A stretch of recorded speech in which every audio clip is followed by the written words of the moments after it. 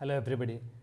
ഇന്നത്തെ വീഡിയോയിലൂടെ നമ്മൾ പറയുന്നത് നമ്മളുടെ വീട്ടിൽ അല്ലെങ്കിൽ നമ്മുടെ സ്ഥാപനത്തിൽ ഒരു ബയോഗ്യാസ് പ്ലാന്റ് നമ്മൾ ഉപയോഗിക്കുമ്പോൾ നമ്മൾ ഫീഡ് ചെയ്യുമ്പോൾ എന്തൊക്കെ കാര്യങ്ങളാണ് നമ്മൾ ശ്രദ്ധിക്കേണ്ടത്. അതിൽ നമുക്ക് കണ്ടിന്യൂസ് ആയിട്ട് ഒരു കോൺസ്റ്റൻ്റ് ആയിട്ടുള്ള ഒരു ബയോഗ്യാസ് പ്രൊഡക്ഷൻ കിട്ടാനും നമ്മളുടെ ബയോഗ്യാസ് പ്ലാന്റിനെ എങ്ങനെ നമുക്ക് കൂടുതൽ നാളത്തേക്ക് നല്ലതുപോലെ മെയിൻറ്റെയിൻ ചെയ്ത് കൊണ്ടുപോകാനും പറ്റുന്ന ചെറിയ ചെറിയ ടിപ്പുകളാണ് നമ്മളിന്ന് പറയുന്നത്. അപ്പോൾ ഇതിനകത്ത് ആദ്യമേ തന്നെ നമ്മൾ ചെയ്യേണ്ടത് എന്താണെന്ന് ചോദിച്ചാൽ, നമ്മളുടെ പ്ലാന്റിനകത്തേക്ക് സ്യൂട്ടബിൾ ആയിട്ടുള്ള മെറ്റീരിയൽസ് മാത്രം ഫീഡ് ചെയ്യുക. അതായത് ഒന്നുകിൽ നമ്മൾ കിച്ചൺ വേസ്റ്റ് ഇടുക, ആനിമൽ മന്യൂർ ഇടുക, നമ്മുടെ ഗ്രീൻ വേസ്റ്റ് ഇടാം. ഇനിയിപ്പോൾ കിച്ചൺ വേസ്റ്റിനകത്ത് വെജിറ്റബിളിൻ്റെ തൊലികളിടാം, അല്ലെങ്കിൽ നമുക്ക് മിച്ചമുള്ള റൈസ്, കുക്ക്ഡായിട്ടുള്ള ഫുഡുകൾ, അങ്ങനെയുള്ള സാധനങ്ങളൊക്കെ നമ്മൾ ഇടുമ്പം നമ്മൾ ശ്രദ്ധിക്കേണ്ടത് എന്നാണെന്ന് ചോദിച്ചാൽ, അതിനകത്ത് ബോൺസ് ഉണ്ടെങ്കിൽ അത് ഒഴിവാക്കുക. അല്ലെങ്കിൽ ബോൺസിനെ വളരെ കുഞ്ഞായിട്ട് നമ്മൾ കട്ട് ചെയ്തിടുക. അതുപോലെ തന്നെ നമ്മളുടെ അടുക്കളയിൽ നിന്നുള്ള ജൈവ മാലിന്യങ്ങളിനകത്ത് വലിയ പീസുകളുണ്ടെങ്കിൽ, അതായത് ഇപ്പം നമ്മുടെ ചക്ക ഒക്കെ വെട്ടുമ്പോൾ ചക്കയുടെ മടൽ അല്ലെങ്കിൽ ചക്കയുടെ ആ ഒരു സ്കിൻ, അതൊക്കെ വളരെ വലിയ സൈസുള്ള മെറ്റീരിയൽസാണ്. അപ്പോൾ അതിനെ ഒന്ന് നമ്മൾ ചോപ്പ് ചെയ്ത് സൈസ് കുറയ്ക്കുക. എന്നിട്ട് നമ്മൾ ഇതിനകത്തേക്ക് ഫീഡ് ചെയ്യാം. ഇനി നമ്മൾ ആനുവൽ മാന്യൂർ ഫീഡ് ചെയ്യുന്ന ഡൈജസ്റ്റർ മിക്കവാറും തന്നെ ഒരു വില്ലേജുകളിലൊക്കെ ആയിരിക്കും കൂടുതലും നമ്മൾ കണ്ടുവരുന്നത്. അവിടെ നമുക്ക് എന്ത് ടൈപ്പ് ഓഫ് മാന്യൂർ വേണമെങ്കിലും നമുക്ക് ഫീഡ് ചെയ്യാം. Mostly it is cow dung, അല്ലെങ്കിൽ പിന്നെ പിഗ് മാന്യൂർ ആയിരിക്കും. പിന്നെ ഗ്രീൻ വേസ്റ്റ് നമ്മൾക്ക് പ്ലാന്റിനകത്ത് ഫീഡ് ചെയ്യാൻ പറ്റുന്ന ഒരു നല്ലൊരു മെറ്റീരിയലാണ്. അങ്ങനെ നമ്മൾ ഗ്രീൻ വേസ്റ്റ് ഫീഡ് ചെയ്യുമ്പോൾ നമ്മൾ അതിനകത്തുള്ള അതായത് ഹാർഡായിട്ടുള്ള, അതായത് വുഡി ആയിട്ടുള്ള ബ്രാഞ്ചസുകളൊക്കെ നമ്മൾ ഒഴിവാക്കുക. Just try to feed only the leaves. പിന്നീട് ശ്രദ്ധിക്കേണ്ട ഒരു കാര്യം എന്താണെന്ന് ചോദിച്ചു കഴിഞ്ഞാൽ, നമ്മൾ ഏത് മെറ്റീരിയൽ നമ്മളുടെ പ്ലാന്റിനകത്തേക്ക് ഫീഡ് ചെയ്താലും we should add water in that same amount of ratio. അപ്പോൾ ആ ആഡ് ചെയ്യുന്ന വാട്ടർ കഴിവതും ഫ്രഷ് വാട്ടർ ആവാൻ നമ്മൾ, അല്ലെങ്കിൽ ക്ലിയർ വാട്ടർ ആവാൻ ശ്രദ്ധിക്കുക. അതായത് നമ്മൾ ക്ലോറിനേറ്റഡ് വാട്ടറൊക്കെ നമ്മൾ അതിനകത്ത് ആഡ് ചെയ്യാതിരിക്കുക.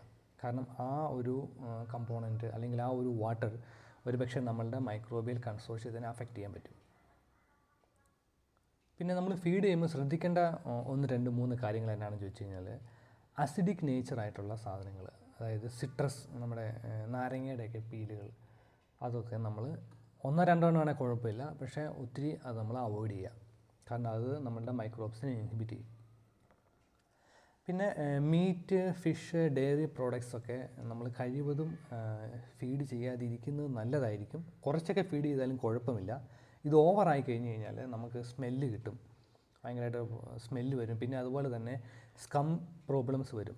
ഇതിന് മുന്നുള്ളൊരു വീഡിയോയിൽ പറഞ്ഞിരുന്നു, ഒരു ലെയർ വരും, ഈ ഫാറ്റിൻ്റെയും ഓയിലിൻ്റെയൊക്കെ ഒരു ലെയർ വരും. അപ്പോൾ ആ ഒരു ലെയർ വന്നത് കുറേ നാൾ കിടന്നു കഴിഞ്ഞാൽ അത് നമ്മുടെ ഡൈജഷനെ ദോഷകരമായിട്ട് ബാധിക്കും.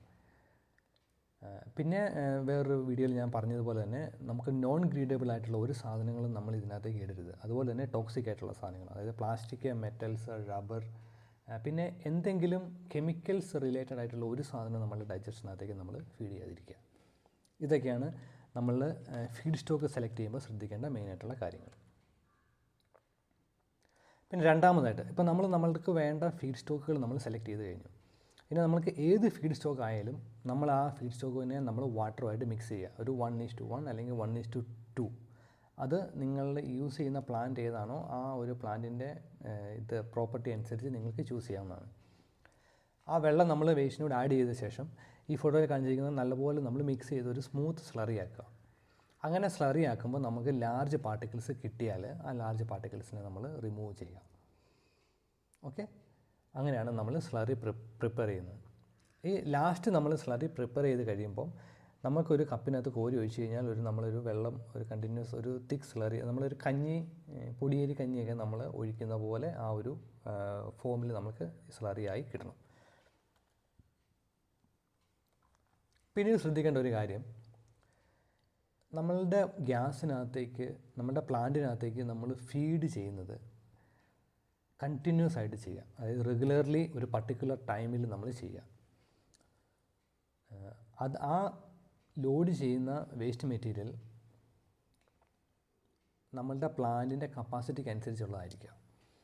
അതായത് അതിനേക്കാളും ഒത്തിരി കുറവും ആവരുത്, ഒത്തിരി കൂടുതലും ആവരുത്. ഒരു സ്റ്റഡി എമൗണ്ട് നമ്മൾ എല്ലാ ദിവസവും തന്നെ ഫീഡ് ചെയ്യാൻ ശ്രദ്ധിക്കുക. അപ്പം ഈ ഫീഡ് ചെയ്യുന്ന അളവ് നമ്മളുടെ ഓരോ പ്ലാന്റിലും കപ്പാസിറ്റി അനുസരിച്ച് വ്യത്യാസമുണ്ട്. ഒരു എക്സാമ്പിൾ പറഞ്ഞു കഴിഞ്ഞാൽ ഒരു 1 മീറ്റർ ക്യൂബ് പ്ലാന്റിനകത്തേക്ക് ഒരു 15 to 20 kg കൗഡങ്ങാണ് നമ്മൾക്ക് ഡെയിലി ഫീഡ് ചെയ്യാൻ പറ്റുന്നത്. അതേസമയം അത് ഫുഡ് വേസ്റ്റ് ആണെങ്കിൽ ഒരു 5 to 8 kg നമ്മൾ ഫീഡ് ചെയ്താൽ മതിയാവും.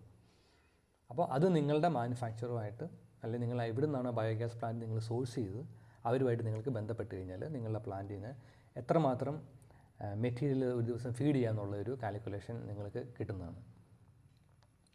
പിന്നെ ഏറ്റവും ശ്രദ്ധിക്കേണ്ട ഒരു കാര്യം എന്ന് വെച്ച് കഴിഞ്ഞാൽ നമ്മൾ ഒരിക്കലും നമ്മുടെ ഡൈജസ്റ്റർ നമ്മൾ ഓവർലോഡ് ചെയ്യാതിരിക്കുക. ഈ ഓവർലോഡ് ചെയ്ത് കഴിഞ്ഞാൽ ആസിഡ് ഫോർമേഷൻ കൂടും. അപ്പം നമ്മളുടെ ഗ്യാസ് പ്രൊഡക്ഷൻ നമുക്ക് ഡ്രോപ്പ് ആയി പോകും. അത് വളരെ കെയർഫുള്ളായിട്ട് ശ്രദ്ധിച്ച് മെയിൻറ്റെയിൻ ചെയ്യേണ്ട ഒരു പോയിൻ്റാണത്. പിന്നെ നമ്മളുടെ ആ ഇൻലെറ്റ് ഏരിയ, അതായത് നമ്മൾ ഫീഡ് കൊടുക്കുന്ന ഏരിയ നല്ലപോലെ ഒന്ന് റിൻസ് ചെയ്യുക. അതല്ലെങ്കിൽ നമ്മൾ ഈ ഒഴിച്ചു കൊടുക്കുന്ന സാധനങ്ങൾ അവിടെ തന്നെ പറ്റി പിടിച്ച് ബിൽഡപ്പ് ആവാനുള്ള ചാൻസ് ഉണ്ട്. അതൊക്കെ നമുക്ക് ക്ലോഗിങ്ങിന് ഒരു കാരണമാകും. അപ്പം നമ്മൾ ഫീഡ് ഇട്ട് കഴിഞ്ഞിട്ട് ഒരു കുറച്ച് വെള്ളം കൂടി ഒഴിച്ച് കളയും. അപ്പം ആ പൈപ്പിലോ എല്ലാം പറ്റി പിടിച്ചിരിക്കുന്ന നമ്മളുടെ മെറ്റീരിയൽസും കൂടെ അതുവഴി താഴോട്ട് പോകും. പിന്നെ 4ാമത്തെ പോയിൻ്റാണ് നമ്മൾ ഒബ്സർവ് ചെയ്യുക ആൻഡ് മോണിറ്റർ. അതായത് നമ്മൾക്ക് ഒരു ദിവസം എത്ര ഗ്യാസ് നമുക്ക് കിട്ടുന്നുണ്ട് അത് നമ്മളൊന്ന് മോണിറ്റർ ചെയ്യുക. അത് മോണിറ്റർ ചെയ്യണമെന്നുണ്ടെങ്കിൽ ഒന്നുകിൽ നമ്മൾക്ക് ചെറിയ പ്രഷർ ഗേജുകൾ പിടിപ്പിക്കാം. അതല്ലെന്നുണ്ടെങ്കിൽ നമുക്കൊരു യു ഷേപ്പ് മാനോമീറ്റർ നമുക്ക് തന്നെ ഉണ്ടാക്കാം. Anyways you will have to find a way of your own. അല്ലെങ്കിൽ എത്ര മണിക്കൂർ ഗ്യാസ് കത്തിക്കാൻ കിട്ടുന്നുണ്ടെന്നുള്ള ഒന്ന് നോട്ട് ചെയ്ത് വെക്കുക. അതുപോലെ തന്നെ നമ്മളുടെ ബയോഗ്യാസ് പ്ലാന്റിൽ നിന്ന് പുറത്തു വരുന്ന ഡൈജസ്റ്റേറ്റ് അതും എത്രമാത്രം ഉണ്ടെന്നുള്ളത് അതിൻ്റെ ഒരു അളവ് നോക്കുക. പിന്നെ അതിനകത്ത് ഒരിക്കലും ഒരു ചീഞ്ഞ മണമൊന്നും വരാൻ പാടില്ല. അങ്ങനെ എന്തെങ്കിലും വന്നിട്ടുണ്ടെങ്കിൽ which means there is something in your biogas plant that can Ham the digester. അപ്പോൾ അങ്ങനെയുള്ള ഇതൊക്കെയാണെങ്കിൽ ഒരു 2-3 ദിവസത്തേക്ക് ഫീഡ് ചെയ്യുന്ന അളവ് കുറച്ച് കുറയ്ക്കുക. ഇനി ഗ്യാസ് പ്രൊഡക്ഷൻ കുറയുകയാണെങ്കിൽ ഞാൻ പറഞ്ഞ പോലെ തന്നെ നമ്മളുടെ ഫീഡ് ചെയ്യുന്ന ക്വാണ്ടിറ്റി ഒന്ന് കുറയ്ക്കുക. എന്തെങ്കിലും ക്ലോഗുകളോ അല്ലെങ്കിൽ സ്കാം ബിൽഡപ്പ് വല്ലതും ഉണ്ടോ എന്നുള്ളത് ശ്രദ്ധിക്കുക. അതുപോലെ തന്നെ നിങ്ങൾക്ക് pHഉം ഗ്യാസ് ലീക്കേജും ചെക്ക് ചെയ്യാവുന്നതാണ്. സോ മെയിനായിട്ടും ഈ ഒരു 4 കാര്യങ്ങളാണ് നമ്മളുടെ ബയോഗ്യാസ് പ്ലാന്റിൻ്റെ ഒരു കൺസിസ്റ്റൻ്റ് ആയിട്ടുള്ള ഒരു സ്മൂത്ത് റണ്ണിങ്ങിന് വേണ്ടി നമ്മൾ മെയിൻറ്റെയിൻ ചെയ്യേണ്ട കാര്യങ്ങൾ. അപ്പം നിങ്ങളൊരു ബയോഗ്യാസ് പ്ലാന്റിൻ്റെ ഉപഭോക്താവാണെങ്കിൽ നിങ്ങൾ ഈ കാര്യങ്ങൾ ശ്രദ്ധിക്കുക. ഒരു പരിധിവരെ ഉണ്ടാകുന്ന പ്രശ്നങ്ങൾ നിങ്ങൾക്ക് ഇത് ശ്രദ്ധിച്ചു കഴിഞ്ഞാൽ നിങ്ങൾക്ക് അഡ്രസ്സ് ചെയ്യാൻ പറ്റുന്നതായിരിക്കും. Thank you very much.